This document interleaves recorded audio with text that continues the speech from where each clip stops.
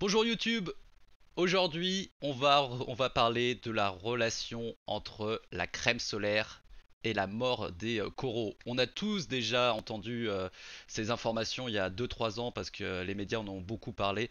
La crème solaire est néfaste pour les coraux et en fait on le sait depuis une étude italienne de 2008 qui précise que les composants présents dans les crèmes solaires, les sprays ou les huiles provoquent notamment le blanchiment rapide et complet des coraux et cela même à petite dose. J'ai une petite image pour ça, pour avoir une idée.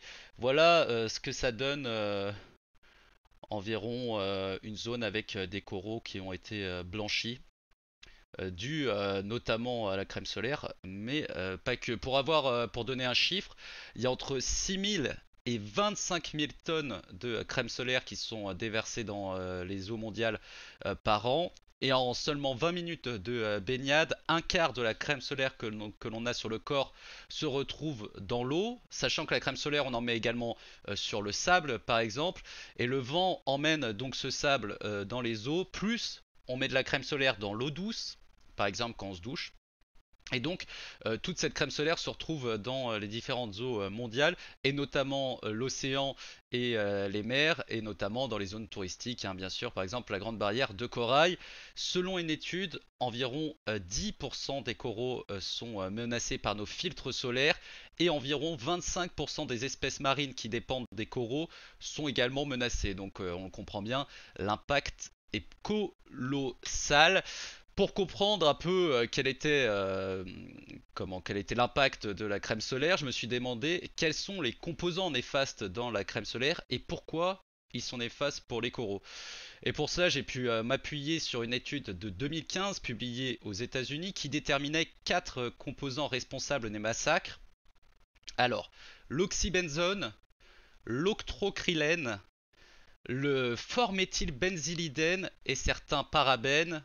Honnêtement, j'avais jamais entendu parler des substances excepté le parabène, mais donc quatre substances notamment responsables du massacre de coraux, l'oxybenzone, l'octrocrylène, le forméthylbenzylidène et certains parabènes. Il y a eu deux substances parmi ces quatre qui ont été particulièrement étudiées par donc cette recherche aux États-Unis, mais également par des recherches universitaires, que ce soit aux États-Unis, en France, en Australie. L'une des substances les plus dangereuses, c'est l'oxybenzone. C'est en fait la substance qui aide surtout à protéger notre peau des UV. Mais pour les coraux, elle est très dangereuse car c'est un perturbateur endocrinien, c'est-à-dire que ça cause la déformation, plus ça peut modifier l'ADN des coraux, ce qui augmente la prédisposition au blanchiment des coraux, ce qui entraîne forcément la mort des adultes. Et pour les jeunes coraux, ça modifie également l'hormone des larves et ça étouffe en fait les jeunes coraux. Les jeunes coraux s'étouffent avec leur squelette. La deuxième substance qui est particulièrement néfaste, c'est l'octrocrylène qui cause également la déformation du métabolisme des coraux et qui entraîne donc ce qu'on a pu voir là, le blanchiment des coraux. Et justement, je me suis dit blanchiment parce que en termes d'image, c'est assez clair, genre les coraux sont blancs. Mais je me suis demandé comment ça se faisait. En fait, j'ai là aussi une petite image pour vous régaler. En fait, le blanchiment des coraux, ça consiste à l'expulsion des algues symbiotiques. Donc c'est l'image qu'on a au milieu. De base, sur l'image de gauche, les coraux sont entourés d'algues symbiotiques, c'est-à-dire en fait juste les algues qui sont autour du corail, qui donnent la couleur au corail, aux coraux et qui donnent les nutriments. Au milieu, on voit que ces algues partent. Et sans ces algues, en fait, le corail meurt. Et la dernière image, en fait, on voit que le corail devient vert. C'est parce que les algues parasites viennent sur le corail. En fait, quand on voit un corail plutôt blanc, comme l'image du milieu, ou plutôt vert, c'est que le corail est tout simplement mort. Et souvent, on ne peut pas vraiment changer la situation. Un corail qui commence à perdre ses algues symbiotiques sera un corail qui va mourir d'ici les prochaines semaines, les prochains mois. Résultat de tout ça, de ce blanchiment, c'est qu'on déplore des dégâts considérables à travers le monde. Depuis les 30 dernières années, un tiers du récif corallien a disparu sur le monde et ça entraîne forcément par conséquence la mort d'espèces marines. Et selon les estimations des chercheurs sur les années à venir, sur les 20 prochaines années, on estime que si on ne change rien, la moitié des coraux auront disparu sur la planète. Et il y a des zones particulièrement touchées, la Grande Barrière de Corail ou encore Hawaï et surtout en fait tout simplement les zones les plus touristiques. Mais ce qu'il faut savoir, c'est comme on l'a dit auparavant, bien sûr, les coraux, il y en a qui disparaissent, et c'est ce que je disais, environ 10% des coraux sont menacés, mais il y a également les espèces marines qui sont menacées, les espèces qui dépendent du coraux ou pas, des espèces qui peuvent également être menacées tout simplement par la crème solaire. Et parmi ces espèces marines concernées, il y a une étude aux Pays-Bas qui est hyper intéressante. Alors attention l'accent, l'étude de l'université de Wageningen aux Pays-Bas qui a réussi à confirmer que les nanoparticules présentes dans les crèmes solaires, donc des éléments microscopiques, perturbent le comportement alimentaire et la reproduction des moules. On peut dire que ça n'a pas vraiment d'importance, mais ça fait quand même une espèce en plus qui est touchée directement par la crème solaire et non pas par la disparition des coraux. Parmi les autres espèces qui peuvent être impactées, on pense notamment aux poissons, car les nanoparticules peuvent modifier le code génétique de certains poissons, empêchant notamment leur reproduction. Les nanoparticules sont aussi toxiques pour le plancton, et ça c'est pareil, il y a de nombreuses variétés d'espèces sous-marines qui mangent du plancton. Et au niveau de l'homme, car il y a un impact pour nous aussi, forcément si les espèces marines sont touchées par ces nanoparticules, nous on le retrouve dans nos assiettes, et outre le côté oh là là on mange du plastique ou de la crème solaire, ces nanoparticules et notamment les substances qu'il y a dans la crème solaire peuvent entraîner l'infertilité chez l'homme tout de même. Alors à des doses bien sûr énormes, mais ça n'empêche que ça peut entraîner l'infertilité. On a donc tous compris le résultat, c'est que toute la chaîne alimentaire sous-marine est concernée et par conséquent nous aussi on est concernés car on mange quand même pas mal d'animaux qui viennent des mers et des océans ou des crustacés. Sur les dernières années, les scientifiques ont pu confirmer entre 2015 et 2017 qu'on était sur un troisième phénomène à grande échelle de blanchiment des coraux, c'est-à-dire un ravage des récifs du monde entier. Et là aussi, j'ai quelques images pour avoir une idée de avant et après. Donc là, on voit bien que à gauche, les coraux sont plutôt colorés, etc. Et qu'à droite, en gros, c'est vert et blanc, c'est-à-dire des coraux totalement morts. Autre image qui peut un peu illustrer ce qui se passe en termes de ravage sur les récifs. En haut, un récif qui va plutôt bien.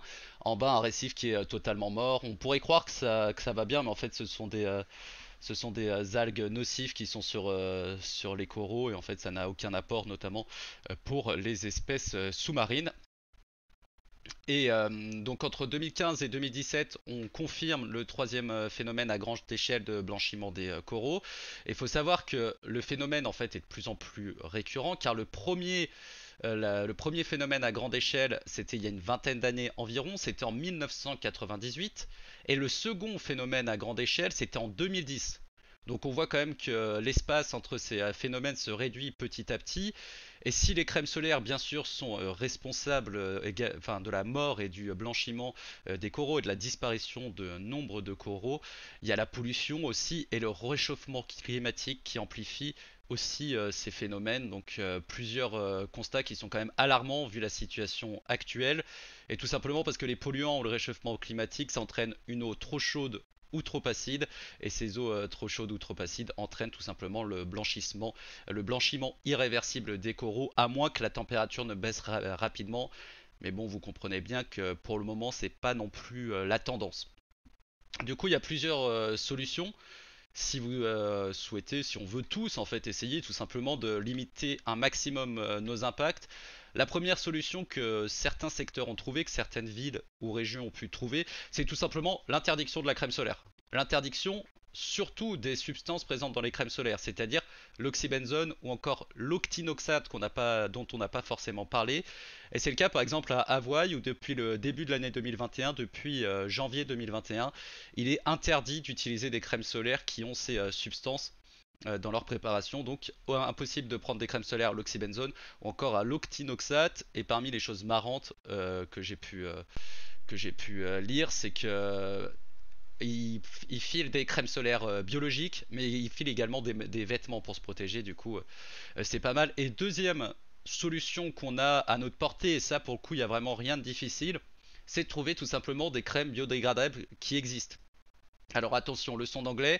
L'Environmental Working Group a édité des guides sur les écrans solaires, notamment sur Internet. On tape guide écran solaire, on trouve assez rapidement. Cet Environmental Working Group donne également des conseils, notamment pour choisir des crèmes à base de minéraux et plus précisément à base de dioxyde de titane ou encore d'oxyde de zinc. Et pour le coup, je trouve que ça fait un peu flipper pour éviter les crèmes à nanoparticules qui sont les crèmes les plus néfastes parce que là, elles tuent le plancton mais aussi la vie sous-marine. Il y a le Consumer Products Inventory qui eux ont carrément fait une base de données et ça t'indique tout simplement si ta crème elle a des nanoparticules ou pas. Donc ça peut t'aider facilement à savoir parce que moi j'ai regardé ma crème solaire tout à l'heure, c'est marqué éco-responsable, blablabla. Je suis sûr que si je recherche sur leur base de données, il y a une chance sur deux qu'elle soit pas bonne pour l'environnement. Cependant, le problème classique, c'est que quand c'est biodégradable ou bio tout simplement, c'est plus cher et que les crèmes solaires, les gens ont quand même tendance à acheter des crèmes solaires qui sont pas forcément très chères. Enfin, dernière solution pour se protéger du soleil, et là je vais vous surprendre, on n'y a pas forcément pensé et on l'oublie rapidement, les vêtements. Les vêtements, très efficaces. Les gens disent en fait mettez des vêtements, arrêtez de foutre la crème solaire, ça évitera des cancers de la peau, privilégiez les vêtements à manches longues, et puis au moins c'est gagné, il n'y a pas de souci, et puis tout le monde se porte bien, et il n'y a ni de danger pour les océans, ni de danger pour notre peau, il n'y a pas de crème solaire. Donc tout est bien, qui finit bien. C'est une des solutions finalement la plus viable, c'est se protéger avec des vêtements plutôt que se protéger avec de la crème solaire. Voilà pour cette chronique aujourd'hui. Je rappelle, bien sûr, à vous qui me regardez sur YouTube, que je stream 4 fois par semaine, le lundi et jeudi soir, et le mardi et vendredi matin, et que toutes les chroniques se déroulent le jeudi à 18 h. N'hésitez pas à mettre un pouce bleu plus une alerte, et puis dans la description, vous avez les liens pour me suivre sur les différents réseaux sociaux, Twitter, Instagram ou encore Twitch. Merci d'avoir écouté cette chronique. Ciao ciao!